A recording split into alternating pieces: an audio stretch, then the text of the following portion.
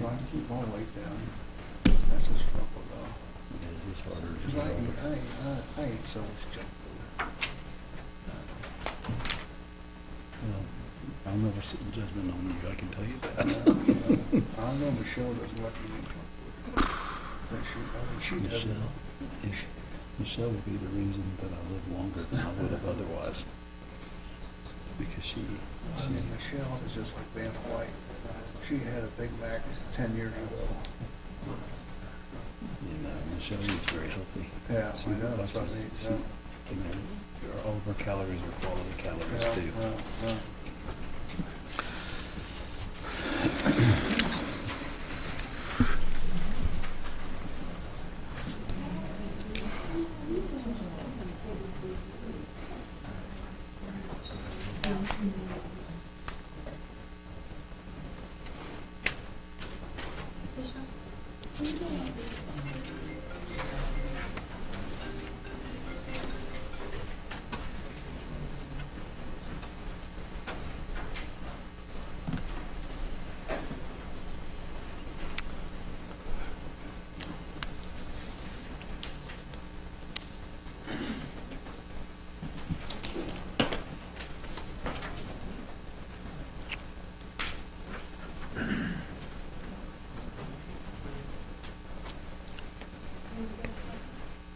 Yes, it's in front of you.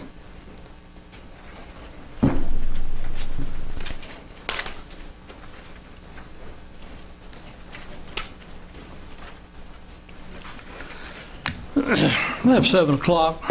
I'm going to call this May 25th meeting of the Christiansburg Town Council to order.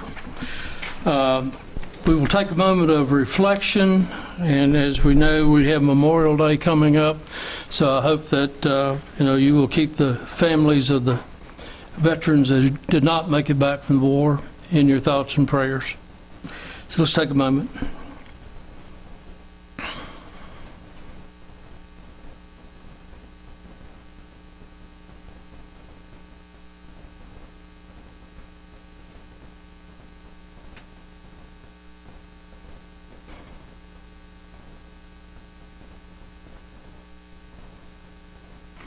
Thank you. If you'll join me in the pledge, we're going to ask Councilman Henry Showalter if he'll return the pledge for us. I pledge Allegiance to the flag of the United States of America and to the republic for which it stands, one nation, under God, indivisible, with liberty and justice for all. Are there any adjustments to the agenda? Yes, sir. I would like to see if we can separate the bills out of the consent agenda, just for question. Certainly. Thank you. Is that a form of a motion? Is that a form of a motion? Yes, sir. Do I have a second? Second. Have a motion and a second to separate the bill list. Any discussion? Joanna, is this an item that you, if it remains in the bills, are you going to basically vote no on the bills? Or is it just something you have a question about? Give me 1 second. I just want to, I guess, ask a question, and depending on the answer, I will either vote yes or no on it. Okay. Okay. So, Okay. do you want to? No, it's just, No, it's if fine. it's just a general Okay. question, we could. Madam Clerk, if there are no other Yes. questions, Madam Clerk? Councilman Bishop. Aye. Councilwoman Hicks. Aye. Councilman Hubbard. Aye. Councilwoman Sykes. Aye. Councilman Showalter. Aye. Okay. Councilman Stites. Aye. 6-0, thank you. We have a public hearing scheduled for tonight, fiscal year 21-22 budget. Before we go into the public hearing, Ms. Tweedy has asked to address us for just a second or two.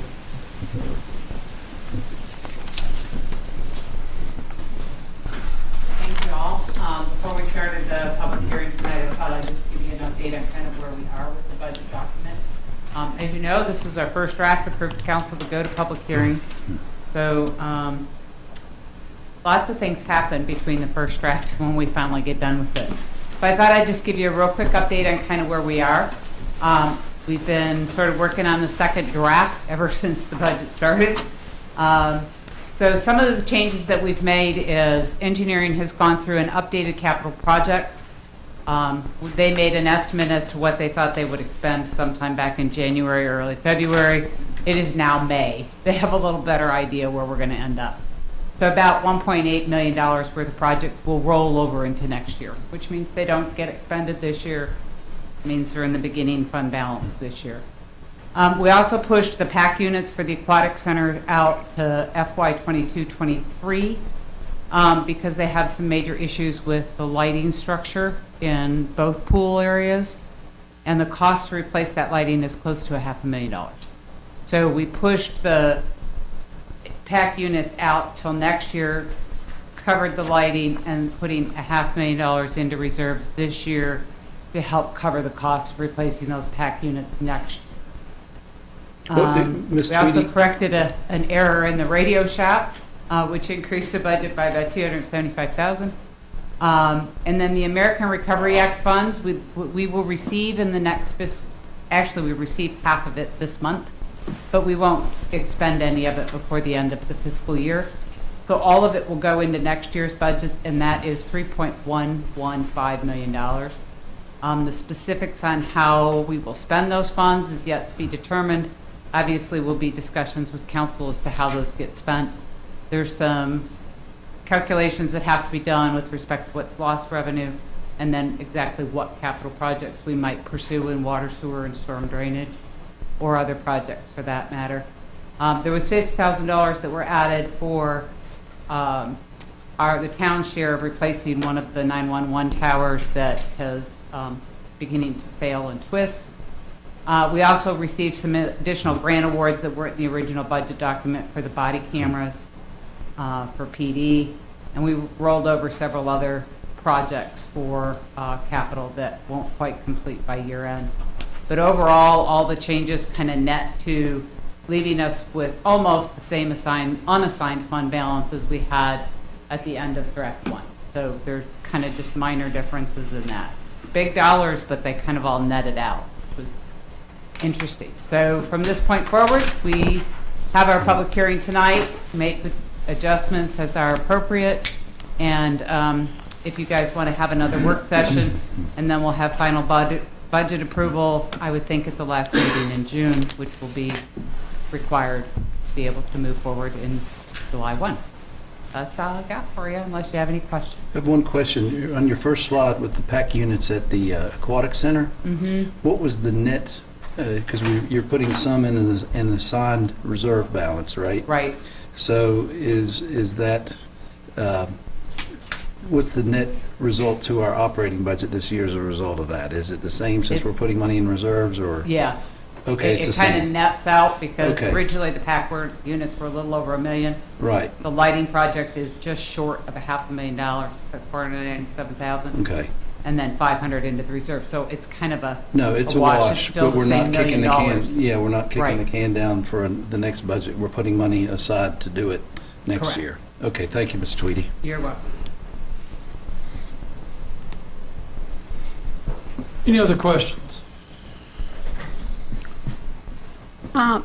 Was the thing about the cameras and the laser guns part of the last budget that we had? I don't think I saw it, but it will be on this one, right? There was one grant in there, and we got a second grant, so not all of it was in the last budget. Okay, thank you. We got another one between then and now. And we also had some unspent funds from this last year that, because of that, I think $50,000 or $60,000, something like that, yeah. Well, you need operating instructions on that thing. Oh my gosh, well, you know what, these things get almost empty. They come next to impossible. Very good. I believe from Amy and PR, we did not receive any comments regarding the budget. Is there anyone here tonight that would like to address public hearing on the budget?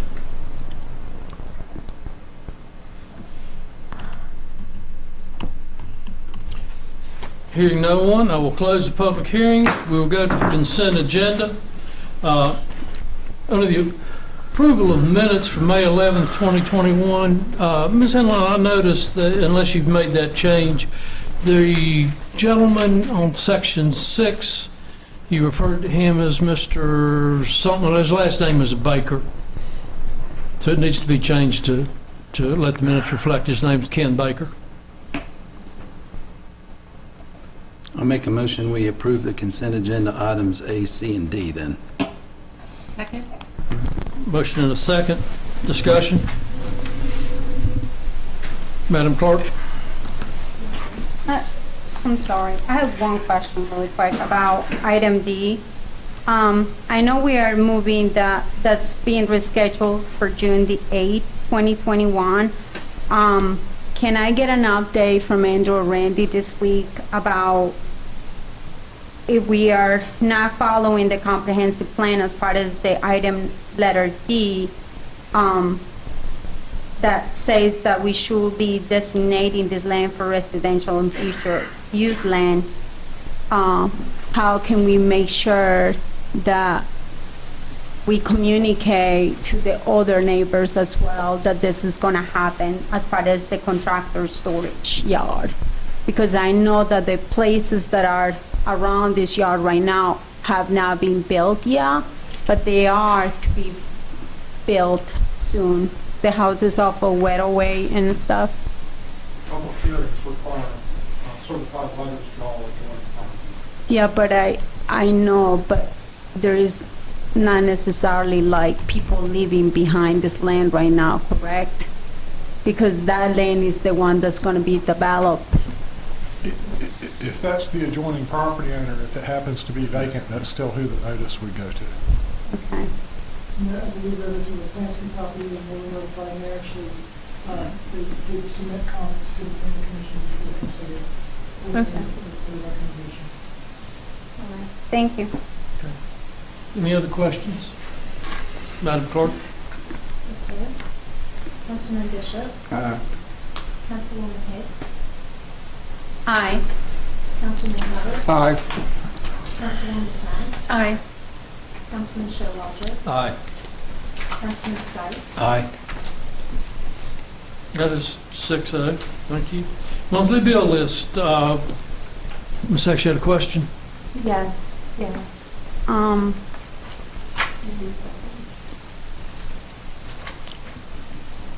Under the bills, we are to give under the community support, just like what we designated last year with the budget for the community support we're giving under the bills. There is a bill right there for $4,500 for DCI, and I got an answer from Valerie about where those funds were used. I guess my question is, just being a good steward of my citizens' money, I wanted to find out what's the status of DCI fixed and corrected so they can continue to solicit this money from the town.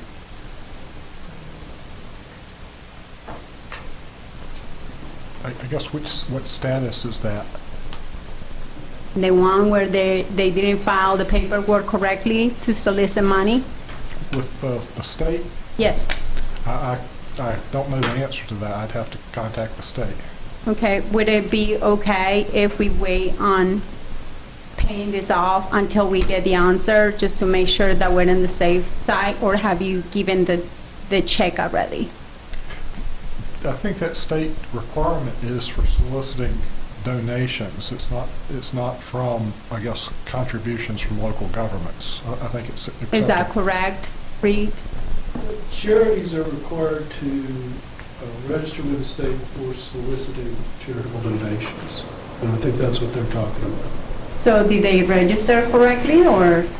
I don't know if they've registered or not. Because when we had that email the other day that I printed down file 2, it said that it seemed like they didn't, and there was a letter from the state. Is that correct? Is that to solicit for contributions? Yes. But does not affect grants and that have been approved by the town for use, for their use, does it? I would think that'd be a different type of contribution. Okay. So And you're there saying- are exceptions to the registration requirement as well. And a civic organization, I think, is one of the exceptions. But they still need to apply to be exempted through that exception. Will it be okay if we were just to kind of make sure that that was done before we give the money? Obviously, the money is allocated to give it to them, which I'm not against this. I'm just making sure that we follow the right protocols, because it seems like we always ask all the citizens to follow the rules, and we obviously would like for organizations that we're giving money to do the same. Wouldn't you agree? I can speak up on that a little bit. Dealing with the park on Main, is that they have worked on filing their paperwork, and they are using the Community Foundation, I believe it is, when they do their Give Big, to work through to get their donations. So they are completely in compliance at the moment and should have their paperwork soon. So I don't see a reason to delay.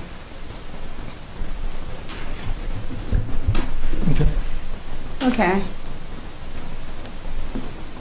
Well, it doesn't seem like we will be in any, we will have any issues as a town to donate, well, to give this money to an organization if we were not, we actually knew that the paperwork was not filed correctly, and yet we still gave the money. Yeah, I don't see any problems for the town with that. Okay, just making sure. Thank you. Sure. Okay. So do I have a motion to approve the bill list? I so move to approve the monthly bill list under consent agenda B, as is. Second. Motion and a second. Further discussion, questions? Madam Clerk? Yes, sir. Councilman Bishop. Aye. Councilwoman Hicks. Hi. Councilman Hubbard. Aye. Councilwoman Sacks. Aye. Councilman Showalter. Aye. Councilman Stites. Aye. That is 6-0, thank you. Introductions and presentations. We have Chris Sanchez, Executive Director of the Christiansburg Institute Incorporated, to present on their operations, programs, and capital budget. Mr. Sanchez.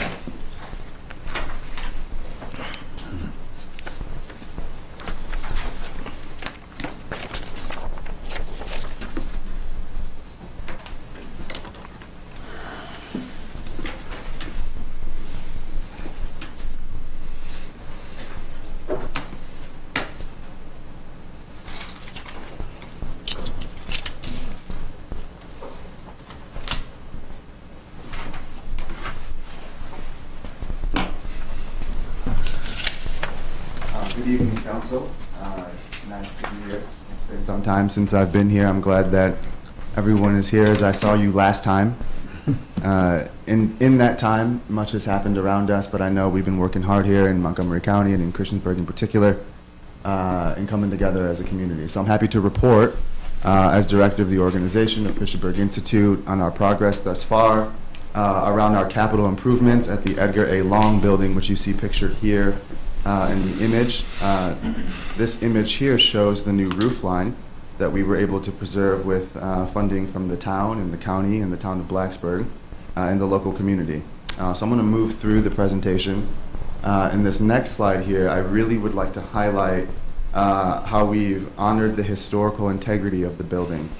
Previously, before we did the preservation work and it concluded in 2020, there would have been 3 other gables on the roof line of the structure.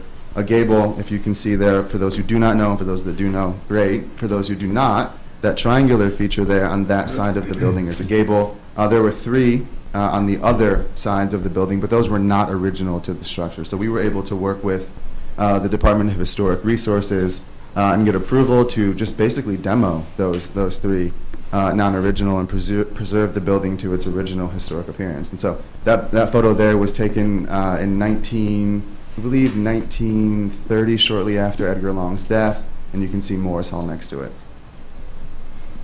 These are just more very beautiful photographs of the building that highlight its historic character, its Greek revival style, which is the kind of architecture it was built in 1924 when it was constructed. And this just shows you a picture of that plot of land where the building is, of course, located today off Scattergood Drive right here in Christiansburg. This was taken from the roof of the structure, and I took these two photographs. The bottom one highlights a lot of the open green space that the Institute has right here in the Midtown region area in Christiansburg. And the top part just shows you the brand new roof kind of shell itself. That's brand new shingles there that we were able to use and working with the DHR. And you can see that original gable intact and preserved. Now that represented roughly 2 years of grassroots fundraising, working with the good folks before me and folks across Montgomery County to get the roof done. We know that the roof was done first to ensure that the building remains envelope tight. We need to make sure we don't have any weather elements going into the structure and compromising its integrity. So we focused on the roof. That was a massive success. We know the building is even more protected now, which is key from the foundation up. Now this is going to highlight the next piece of our work we're doing here in terms of capital improvements at the building. You can see in the bottom there, of course, original brick to the structure. And you can see its condition. Now that's very good condition. On the top there, you see some bricked over windows. Now each one of those windows, we're currently working with an architecture firm, Hill Studio, to examine the brickwork and kind of see what the next phase will need to be with the building. But we know the brickwork is possibly the next phase we'll be entering, which it also could be the windows of the structure. We're right now engaged with Hill Studio to determine these exact pieces of data so we make the right next move and we steward the funding transparently and well. Right here, these are two photographs that show the original gable there, and then that on the bottom is the side that faces Scattergood Drive, which is not the front of the building. A lot of folks who drive down Scattergood Drive, Eddie and Donna Roberts, the good folks across the street, have the church there and the old Scattergood Gymnasium, think that the bottom is the facing side and the proper side of the structure, but it's not. It's the opposite side that we see on top. So the bottom photo there is a lot of folks you see right off Scattergood Drive. There's an engraving inset in marble of Edgar A. Long, who of course the building is named after. Now this is very exciting. This will report on a lot of the work we've been doing behind the scenes with Hill Studio. This represents roughly 9 months of working directly with their great team, Hunter and David Hill, and their whole design architecture team, and coming together with what we believe would be a real sustainable effort at the building that would meet a real need, not just in Christiansburg or Montgomery County, but really across the region when we think about African American history and cultural heritage tourism and just the rich, broad history right here beginning in Christiansburg and throughout the county. This shows the 3 levels of the entire Edgar A. Long building that represents over 9,000 square feet of usable space. The designs were directly informed through a charrette roundtable process that took roughly 3 months. We curated 6 different groups that came together, offered input directly with our design team on what we really think we could be using the building for, what the need will be, and then got real folks who've done work. For example, you'll see on the first one, a recording studio and music lab. We had some great folks representing Virginia Tech and NRCC and the local community thinking about what we could be doing there to adaptively reuse this space. I really want to highlight the top here, which is on the bottom of the slide, but this is the top floor, and that will be open, flexible event space, and that faces the direction of the rail down there, so we know it's going to capture a lot of gorgeous light and those roughly 30 original windows to the historic structure. This can be used for a lot of different needs across the community. Gathering space, if you want to do a conference, if you want to do a presentation, among many other things with your board or a retreat with your organization, we'd like to meet that need. So I'm happy to talk more about this at another time. We'll be presenting to the public this Friday and talking more about the work we're doing. Now this is really exciting as well. Now, we're talking about the Edgar A. Long building. Indeed, it's also situated on 4.4 acres of original campus property. That land was purchased in 1895 by folks from Tuskegee Institute, Charles Marshall, who was the first principal at the school. Very remarkable history.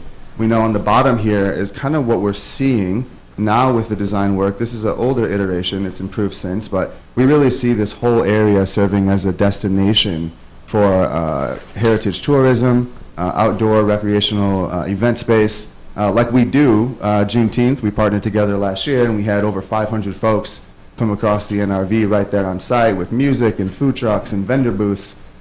We did that without any of this programming and structured resources into the ground. So this is the land development we're looking at, and that sprawls across the 4.4 acres of original campus property.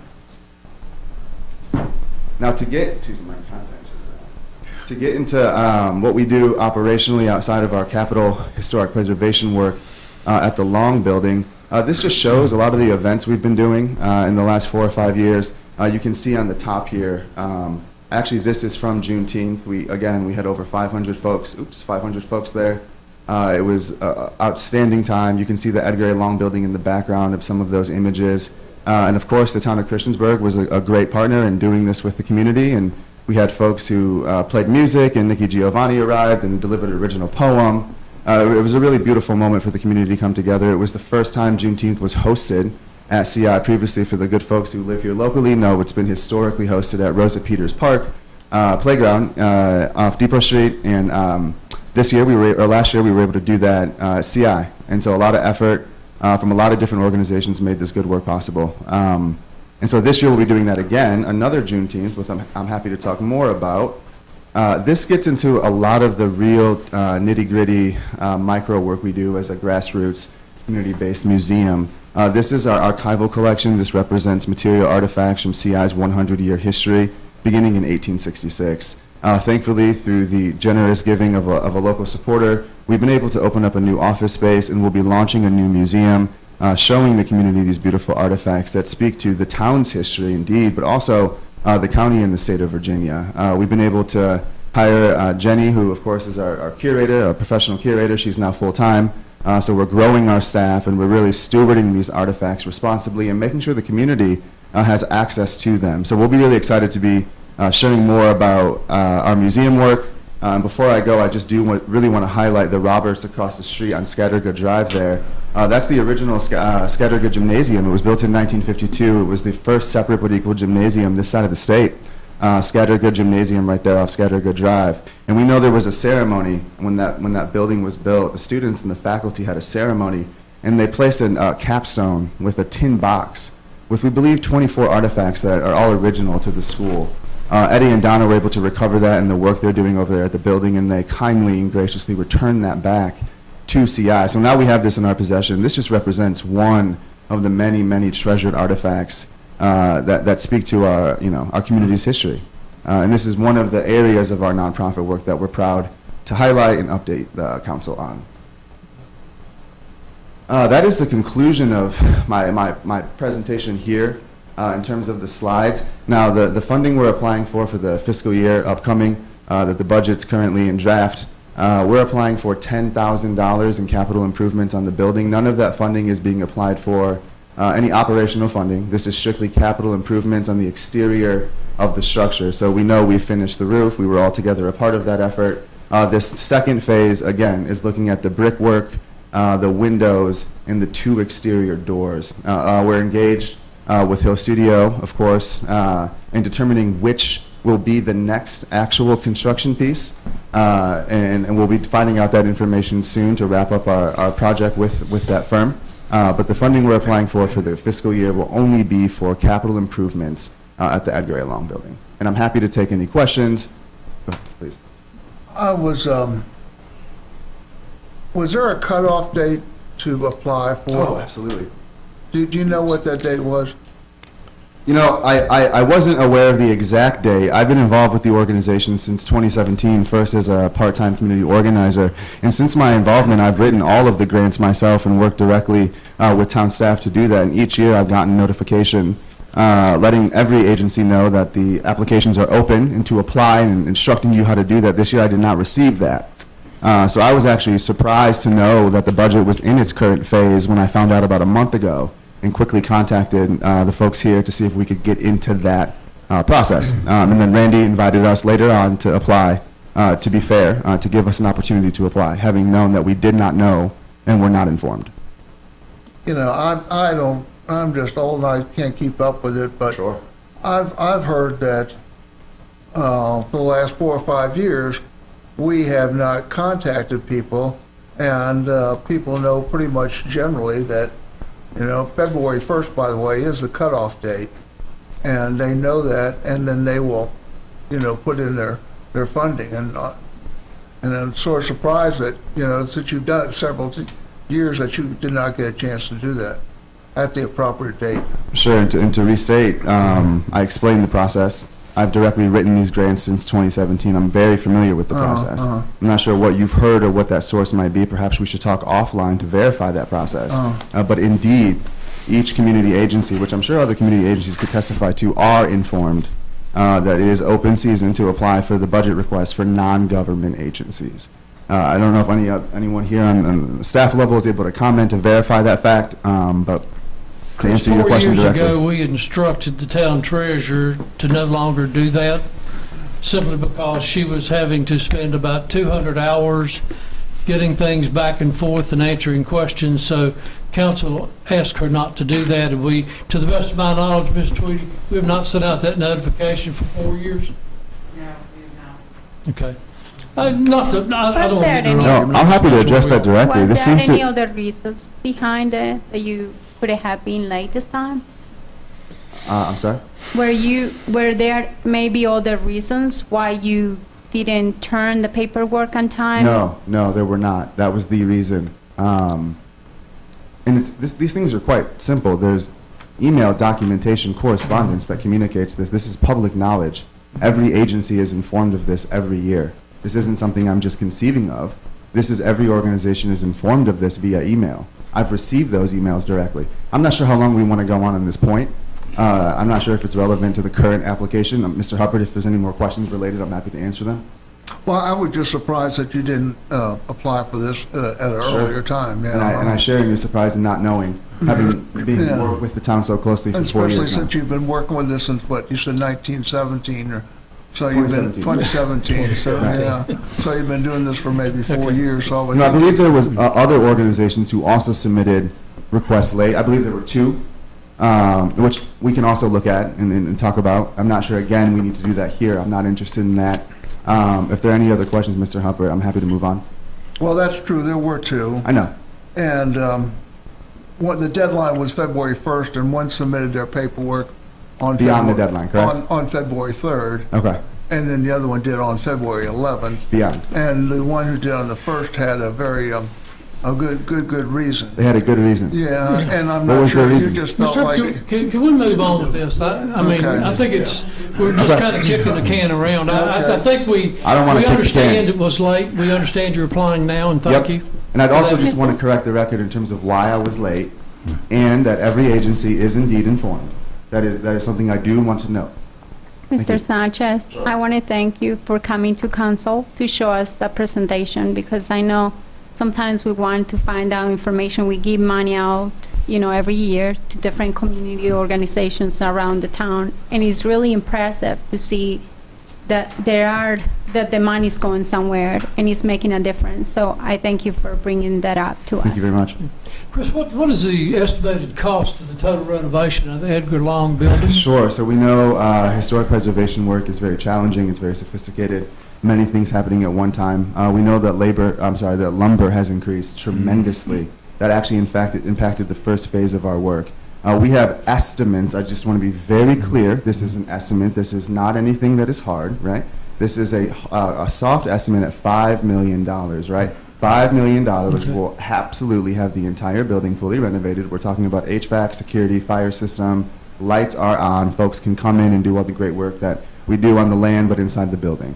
So we're looking at roughly $5 million. Are you in discussion with other major grant places that may possibly want to fund this? Because it's very difficult for the two towns in the county to fund that kind of a request. And you know what? We would never ask any of the governments for that figure, and we have not historically. Okay. That's good. We know that the funding we need, capital improvements in the building, will not come from local government. That's why we've asked very small amounts. But I do want to highlight these $5,000, $10,000 investments the town makes to us each year allows us to leverage grants and Sure. allows us to build partnerships and stakeholders, right? So these small figures are not the $5 million we're asking for from this body of government. We're asking for the smaller figures we've asked for historically to keep doing the work and keep making sure we're sustainable. Understood. Thank you. I appreciate that. Hey, Chris, I got a quick question about the floor plan that was online and that you showed here. That's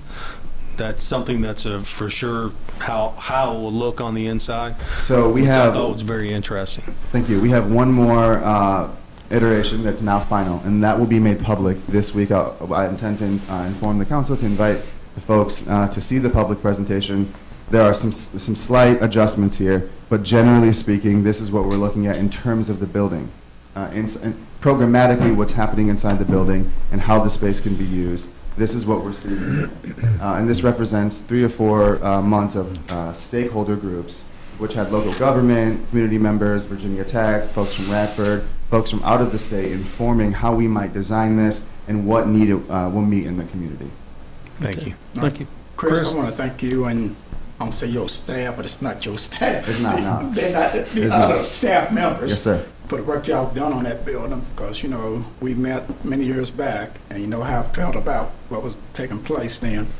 But from me to you and everyone else, you've come a long way. Thank you. Thank you very much. Thank you. I think your request was actually very generous. Only $10,000 for obviously some of the work that you're doing. It was actually very low comparison to, you know, some other organizations and stuff. So I thank you for bringing that. Chris, I know a few years ago, I think 5 or 6 years ago, we met up at the community center and there was talk about CI, the Alumni Association, Ms. Lee, and creating an authority to where they could have borrowing power.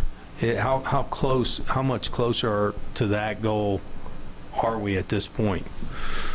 What body was it? I'm sorry. Can you, Mr. Showalter, which Well, body? a few years ago, we met at the community recall. center with, leadership from the alumni, CI alumni, and I think it was determined at the end of that meeting was, you wanted to create an authority that had borrowing power. Now, who was a member of that authority? I'm sure it'd be the Alumni Association, probably the local municipalities. I'm just curious to see how much closer we are to that. So having an authority that actually you can look to CI and the community center, and they would be making the decisions, applying for grants. I know you're doing a great job there, and this is a great presentations, and it's nice to see us moving forward ever since I've been on council. But is there any progress? I mean, if you don't know, that's fine. You can get back to me later. Yeah, I think I'm going to do my best to address. Thank you. And I recall those conversations. So the coalition represents Christiansburg Institute Incorporated, who I am the executive director of. Ms. Debbie Sherman Lee is the chair, who also went to the CI school. It also is the Hill School Community Center, right, which is on High Street. That represents its own wonderful nonprofit. And then we have the Christiansburg Institute Alumni Association. All 3 of us together are in a strong partnership doing this work. And we are certainly, as an organization, open, and that's part of what has informed these designs, was inviting local folks from the community to local government to inform, what could we be doing together, practically speaking. I think the finer details of power with land would come in probably in more meetings and more finite discussions. But right now, I think we're at the phase where we're doing the vision casting. It's coming into fruition, and we'll be getting to the negotiation phase with multiple stakeholders who are interested in the project. Okay, excellent. Thank you. Thank you. I'm really interested in seeing the school board even getting involved with this, because I feel like we're losing opportunity with the Christiansburg Institute building even. I can see something like this becoming cultural and teaching, being able to teach so many trades to students. And with this building being in the location that it does today, so close to the high school, where the students can even walk to this building, I think that there is probably a very large opportunity that we're missing right now, and not being able to have trade schools right now that are teaching different things at this building.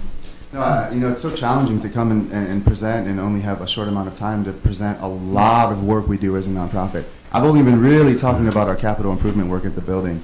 A lot of the visioning, the long-term visioning for the whole site and how it will be a cultural asset for the community is not just the building. It's that whole property right there and where it is strategically located in the town. And as we have continued to say, and as executive director of the organization, Ms. Debbie, the chair of the board, we want to work with these local stakeholders on any level, and what we can be doing. I mean, this is outdoor, recreational, cultural arts event space. And like you said, we know the high school is there. It's on former CI land, and we already have existing relationships and partnerships with Dr. Meyer and the school system. We're excited to be doing more work, which we'll announce shortly. But yes, this is a key destination, not just for the history, but for the active cultural arts, outdoor recreation, tourism right here. It's a historic site, folks. This is indeed national history, and it has been right there since 1895. Thank you. I take it, I appreciate your comment there that this is going to go for capital. I take it that Blacksburg and Montgomery County have also given you some funding for this year? We have applied to the town of Blacksburg. We are in the proposed budget, which is public knowledge, at $7,500, and we are in the proposed budget for Montgomery County at $10,000. Okay. And do you have a specific idea of where this almost $30,000 is going to go? I do, and I'd prefer to not comment on that now, but I'd be happy to meet with anyone present to talk more about that. But it's for capital. Thank you. Thank you. Can we move on? Thank you. Great. Thank you. Next, we have Public Arts Plan drafted by Public Arts Advisory Board. Mr. Warren, is this one yours?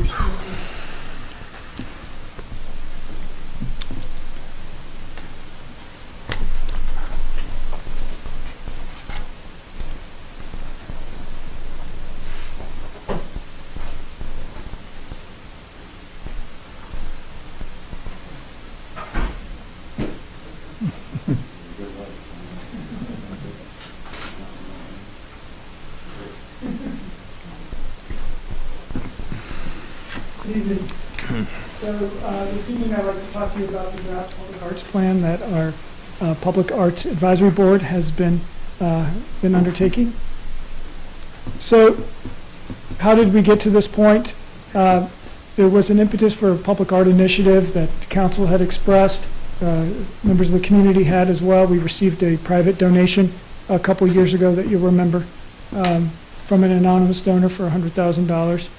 And so council did appoint an advisory board in early 2020, and we have current members, which are Paula Alstone, who's here this evening, and Heather Browning, Katie Shepard, Marissa Sachs, and Charlie Weisgarber, and myself as the staff liaison.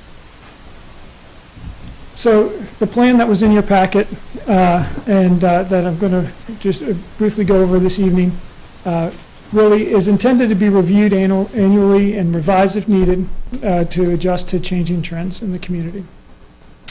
Public art is really intended to enrich the experience within those public spaces for citizens and for visitors. Provides guidance on how an art program can be established, grown, and sustained over time. The Public Arts Advisory Board will help direct this.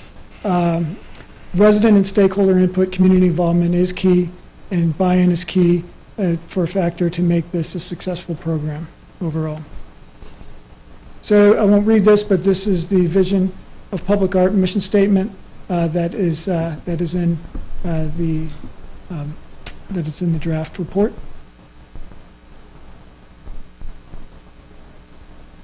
Here are the key components that are in the plan. You have the administration of the program, which goes through how the program will be administered through staff and the advisory board, as well as the central business committee, and then some components may come up to town council for approval as well. The art selection, community dialogue, public art, and private development that we wanted to cover in case there were pieces that were to go on private land. Not that that is necessarily planned right now, but we wanted to have an element of that. And as we researched different plans across the country, that was something that we saw that was common in other plans. Identification of key public art locations within the town. Collection management, which is really a large piece of this, and I'll go into that a little bit more in a minute. Gift and loan process, if there's actually art that is going to be gifted or loaned for a period of time. How do we handle that as a town? Funding of the program overall, plans for the future, as well as what do we have around town right now. So just to touch on briefly a little bit of the plan, you would find sections that deal with selecting of art, how we would accept a loan if that was presented to the town, collection management overall. So, art could be purchased by the town, lent to the town by an owner, or the artist itself. Criteria is going to be key. What's the appropriateness of the art, the available locations for the art, required short-term, long-term maintenance is really important. Funding opportunities over time could include grant opportunities, artist-initiated projects, donations, et cetera. And again, maintenance is a key. How do you preserve art over time? So this includes routine maintenance, potential cyclical maintenance, restoration, if need be, at a certain point in the art piece's life, as well as how is it retired, the deascension of the art, if need be. And all these items would be talked about by the board on an ongoing basis, but especially at the beginning, as a piece of art is accepted. What is the lifespan that is expected for this piece of art? So it may be if it's a mural, it may be expected that it would be 5 to 10 years. That then it would be painted over or need a significant restoration.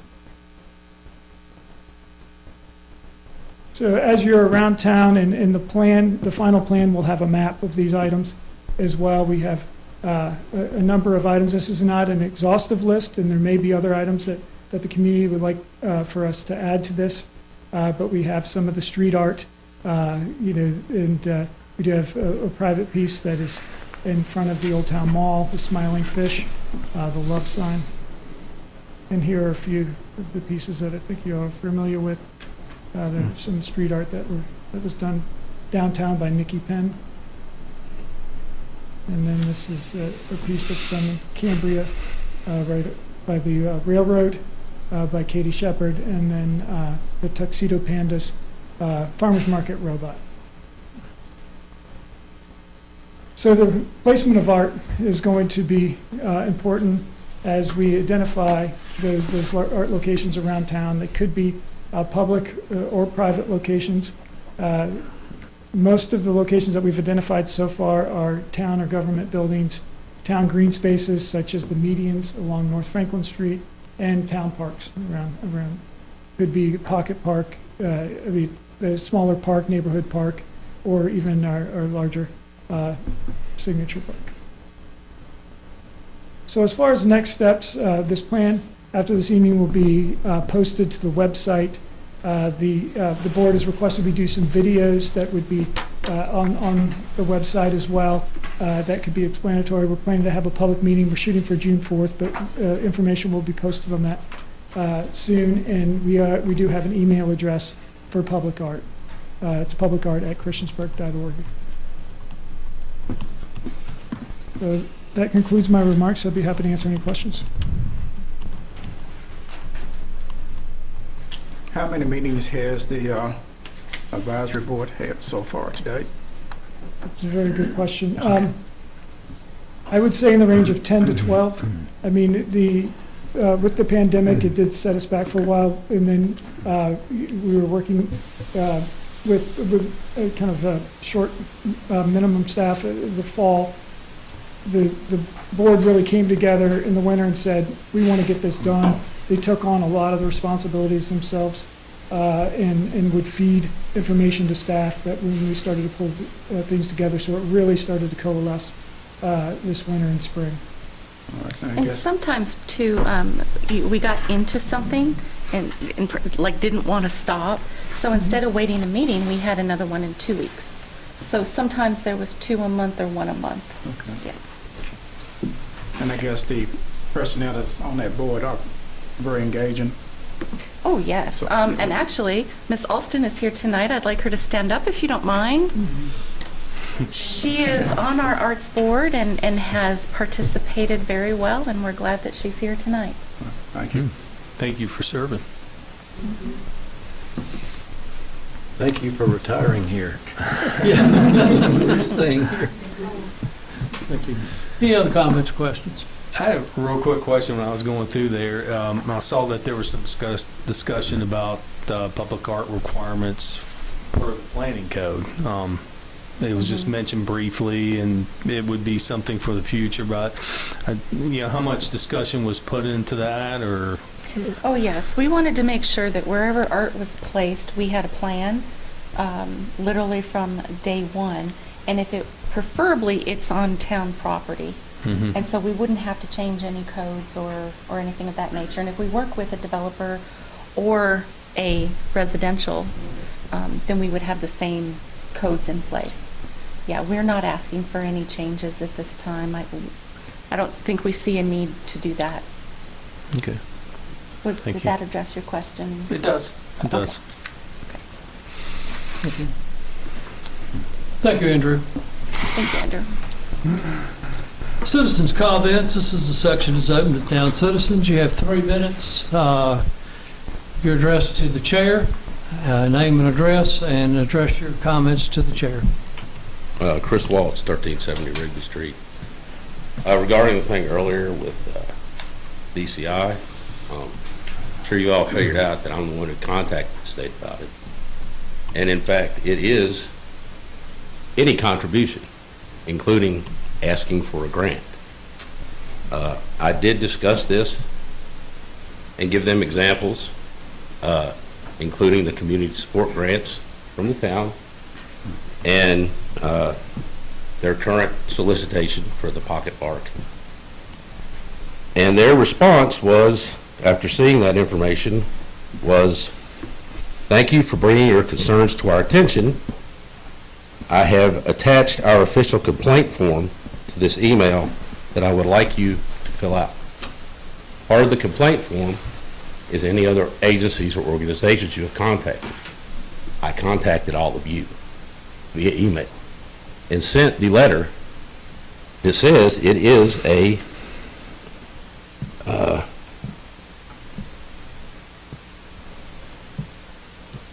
bring it up here. $5,000 fine for each violation.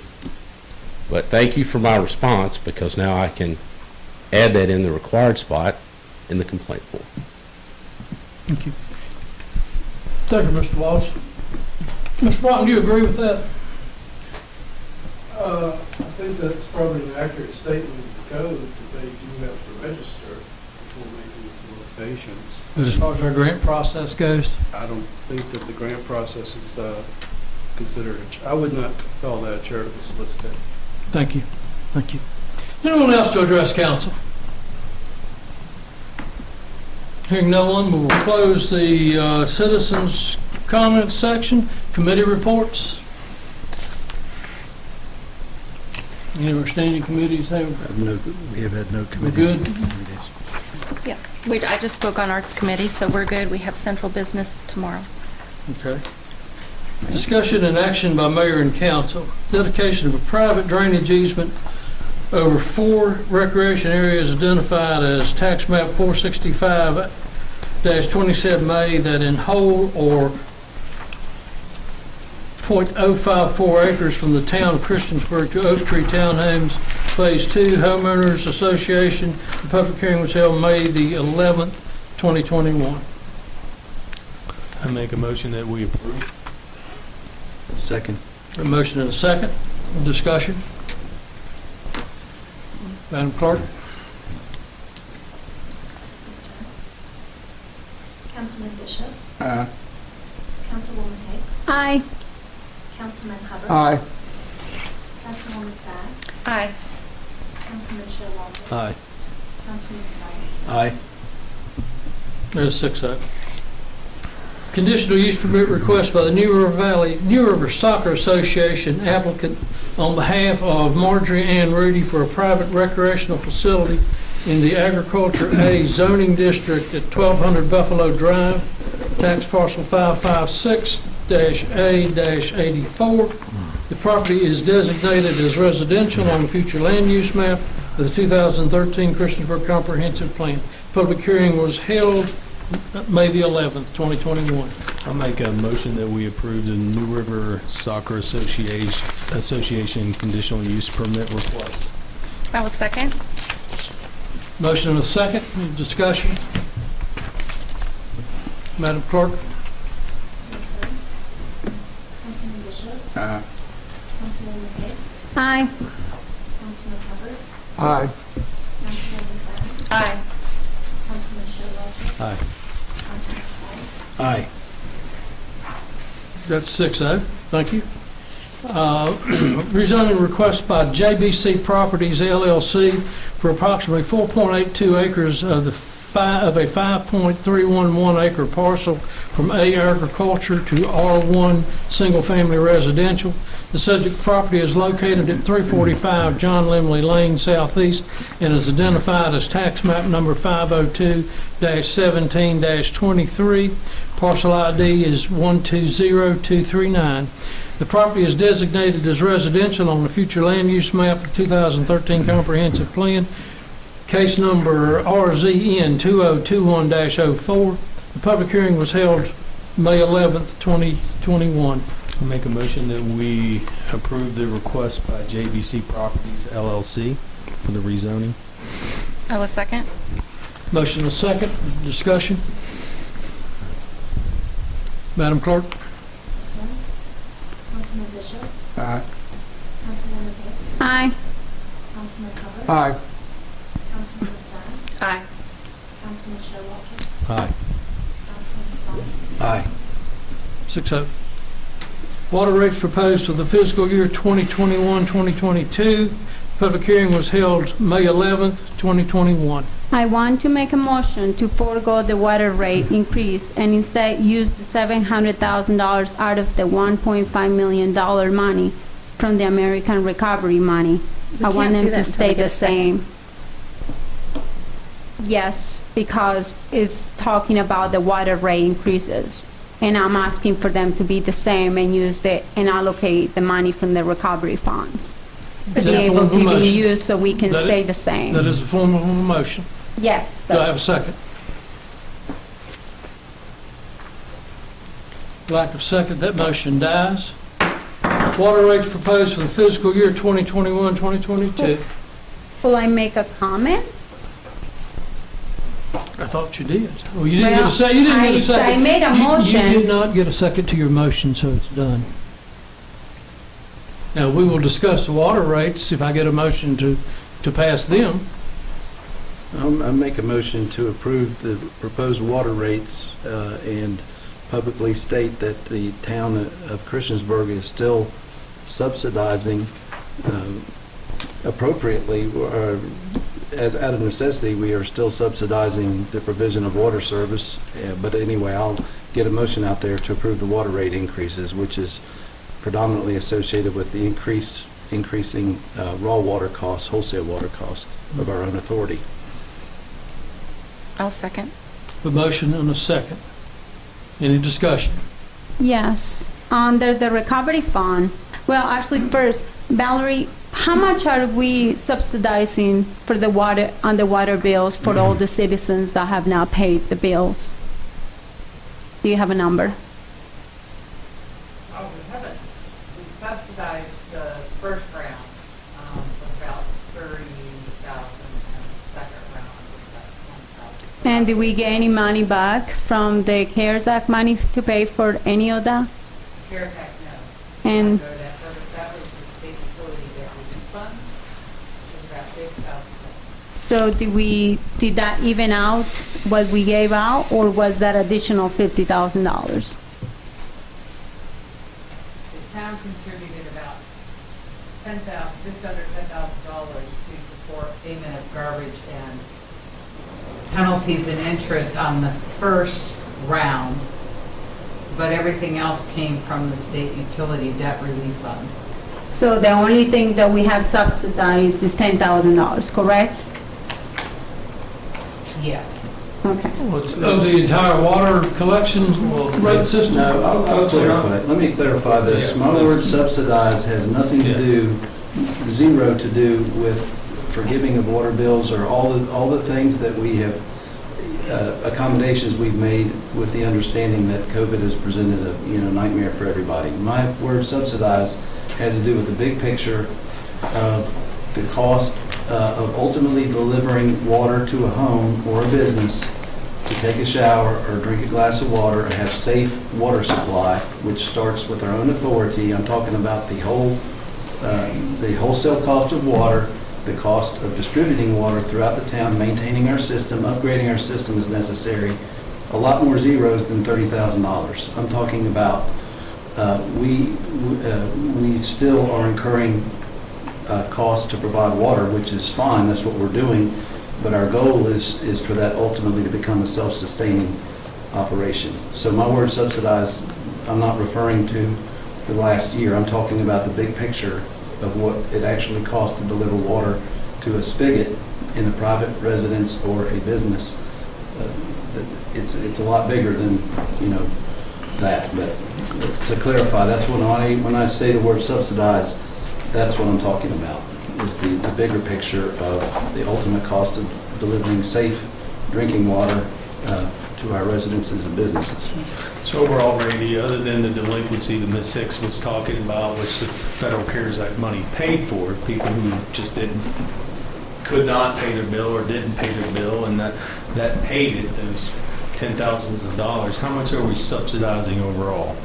Over the course of the last several decades, it'd be millions of dollars. Right. How much this If you year? include operations and capital projects. Right. How much this year, though? With the water rate increase as proposed, it will cover, the funds in the water sewer fund will cover it. There will be no subsidy. Without the rate increase, it will require about $700,000 subsidy from the general fund. And where would that money come from if we didn't receive this grant that Ms. Hicks was talking about? Where would that money come from? The general fund? It would have to come from the general fund. Mills tax, Yeah. real estate tax. So basically, we'd be socializing the program instead of making it a enterprise fund, which Just is a let me- break even and is basically what you use, you pay for. If you decide to wash your car every day, if your neighbor does, and take an hour-long shower, your neighbor does that, and he waters his lawn every day, he pays for what he uses. And if you don't, then you pay for what you use. That's how the enterprise fund works, Well- correct? Right. We are getting $3 million, correct, Brandy, this year from the, We're getting 1.55 million. and then we're getting another 1.5, right? In a year. Okay, so that's $3 million within a budget year, correct? Correct. And then, under that, some of the restrictions, it says right here, that money is allocated and can be allocated for localities may invest in improvements to drinking water infrastructure, including building or upgrading facilities and transmission, distribution, and storage systems. If that $1, and correct me if I'm wrong, if that $1 increase for 1,000 gallons is gonna make us about $700,000, correct? It's About rough that. And we are getting $1.5 million for things like water, broadband, sewer, and stormwater. Why can't we allocate some of this money and put it into the water fund? Because when I'm looking at the budget right here, it says the water and sewer from this budget 2021 is talking about that we got funds that came in with over 11 million. And he's saying right here that we spent almost $9 million.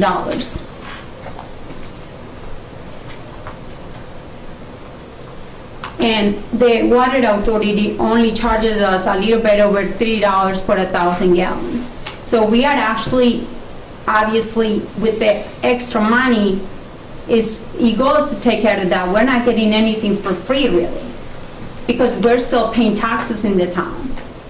We can just move money around. What I'm saying is we don't have to have an increase right now. All right, we have a motion and a second to accept the proposed water rates for fiscal year 2021. Madam Clerk? Yes, sir. Councilman Bishop? Aye. Councilwoman Hicks? Nay. Councilman Hubbard? Aye. Councilwoman Sacks? Aye. Councilman Showalter? Aye. Councilman Stites? Aye. That vote is 5-1. Thank you. On our agenda, we are scheduled the agreement with Axon for police body cameras. Randy, I believe we're still working on that contract or some details that will be. That's correct. We should have that for you at the next meeting. If you'd like to have any discussion, you can, but like I say, we are still working on the contract, so we'd like to hold off on the vote. Okay. Very good. Steph? I'm sorry, go ahead. I guess we move to the staff reports, but will can it be put in this? We already skipped the agenda item about the making motions and stuff, but I really wanted to make a motion to see if we can add DCI to our community support. I'm sorry, not DCI, but Christiansburg Institute to our community support for the, and see if we can vote on it and give them the opportunity if you guys agree. But I would like to make. The budget's still open, and I don't think we need a formal vote on that. We just need more I or less thought a we straw did vote. because we are really turning in the paperwork a while back, don't we? You did turn in the paperwork. If there's a general consensus of council to include it in the budget, though, we would include it in the budget. So do we have to make a motion now? I think a head shake would work. I'm all for it. Okay. I don't have the vote yet. Has the application been reviewed and is thorough as Ms. Tweedy? Yes. Yeah. It's fine. I'm not quite comfortable taking a vote until we get the application and can review it. But she said she reviewed it. Unless you want to. Yeah. Our finance department has gotten it in. Randy has gotten it in. Okay. So. Well, I'd like to see it. Because how I voted on the other two, I'd like to see the application itself. Okay. So we can set that, we have approved the budget, so we'll be glad to take a look at it, get it out. The mayor probably can send it out by email after the meeting if I that's. think I attached it in the weekly update, but I can resend it. It may be in, because I think I did pull a copy of it off the weekly update from last week. So if you want to look at it that way, that's where we're I'll resend it to everybody. So since the public hearing tonight, I take it to $10,000. If council elected to have it in there, it's really not, that won't be an issue when we go to vote in 2 weeks. If we decide to put it in. Yeah. Okay. Town manager's report. Just remind everybody, there's a reception for Lisa Bleakley this Thursday at the County Government Center from 11 to 1. That's all I've got. Thank you. Mr. Broughton? Nothing to report. Thank you, Mayor. Thank you. Any other staff here? Wayne, Mike, any of you all? Valerie, thank you. All right, council reports. Mr. Stipes. Yes, I'd like, Ms. Sherman Lee is here in the room, and this may be my last opportunity to speak regarding Christiansburg Institute. But I did grow up in the county, but in a neighboring town called Blacksburg. I did not know the existence of Christiansburg Institute until I was an adult and moved here. It has become a primary passion of mine personally, and I would say in the top 3 special interests, special foci that I've had, and I'm sad to say that the building has not been fully restored, but the importance of that facility to acknowledge and to preserve the history that's there is on par with Tuskegee, Ford's Theater, places I've been in Charleston, South Carolina. To go where history actually happened there's no substitute for that. And when I step down from this board, if there's any way that I can help your group, That is a project that will make a difference 50 years from now and 100 years from now. And again, no prepared remarks, but I do think to this town and everyone who's watching that we need to do what we can to preserve that building as a testimony, as a living museum, and keep it open for public access. And as Mr. Showalter said, the way to do that, I think, Ms. Sherman Lee, is to somehow come up with an authority that can leverage regional attraction of major funding with lots of zeros. But I'll make that offer to you now as a step down if there's anything I can do, because I think that is a project that this community needs to get behind and somehow make happen. So that's my report. Thanks. Mr. Showalter? Nothing to report. Mr. Hubbard? You know, I would like to echo what he said, and Debbie, I'm sorry that I came a little bit hard, but you know, in the past, sometimes we are not just sure where the money has been going, and I don't know, I was just trying to, you know, stay on top of it a little bit, but everything that Brad just said, I support. I have a couple other little comments here. You know, from the Park and Recreation and the Aquatic Center, and Brad Epperly wanted me to talk to council and tell him how much he approved of the most of us showing up at the groundbreaking last Saturday, and how much it meant to him. And it's going to be a lot of work, but I think when I climbed to the top of that hill, and I think when everybody else climbed to the top of that hill, you just had to be impressed. And if there was any second thoughts in your mind, for me, you know, it just went away, and it just was just a great start. The next thing was the farmers market. You know, had the opening last Thursday, and in the past at Hickok Street, they were averaging about 350 people time, and this time they had 650 for the opening one. And you know, it's every Thursday from 3 to 7, and not this week, but the next week there's going to be a band there. They also had a cancer screening the very next day, and they had taking vaccines, and they gave around 100 vaccines right there at the place. From the Aquatic Center, I wanted to say that the summer school schedule for them is full, and they have a tremendous waiting list for private lessons.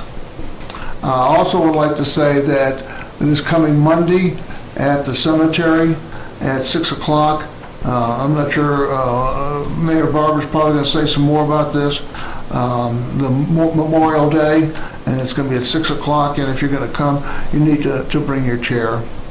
And the last thing I have is I think everybody has at their desk a document, and like everybody to look this document over, see if they feel like there's any changes or any improvements or corrections, and if there are, you can email me, and this will be on the agenda for our next meeting, and we'll talk about it and discuss it and probably vote on it. That's all I have. Thank you. Mr. Bishop? I don't have anything. Ms. Sachs? Nothing new. Ms. Hicks? Yes. I would like to recognize the public community engagement, the tourism and the impact in our town by design work that started with a simple idea by Jean Bohan and becoming a celebrity sensation in our town. I think that was such a positive thing for our town, and I really, really think that was very positive. Also, I wanted to reply to what Mr. Hopper was saying right here about what feels like a personal attack. I want to find out definitely who is behind this personal attack, and